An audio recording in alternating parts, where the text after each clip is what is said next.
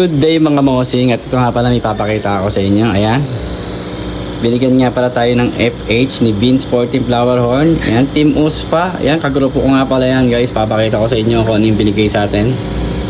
Alright, so ito yung ating binigay sa atin na bago nating aalagaan, Met Campa F2. Ayan, shoutout. Ito pala yung binigay sa atin ni Chairman. Yan, ni Sir Beans. Kagrupo ko yan guys. Ayan, oh, grabe, solid oh. Grabe, napakaganda nito guys. So i-acclimate lang muna natin siya ng ilang minuto, then alpasan na natin yan.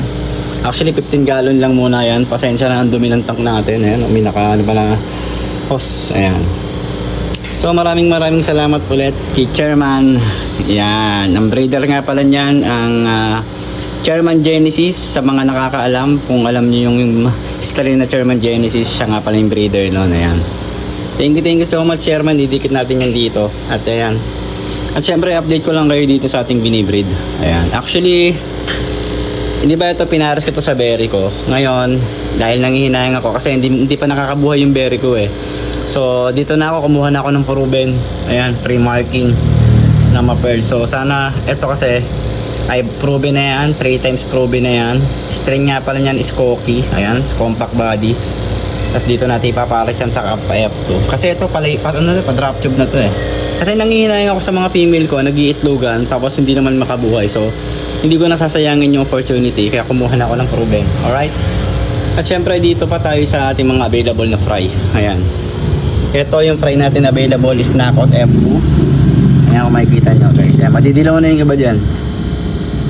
Ayan, sa mga gusto mag-PM, mag-walk-in yan, 3H lang yan. Limited lang. Ang pulpul nito, kulay pink ka. Ay, tapon. Yes, yun. Grabe, napaka-solid. Rapok pa siya gawa ng biyahe. Ganda ng kulay nito oh. Yan. So actually meron niyang kapatid dito. So papakita ko sa inyo yung kapatid niya na nasa baba nandun.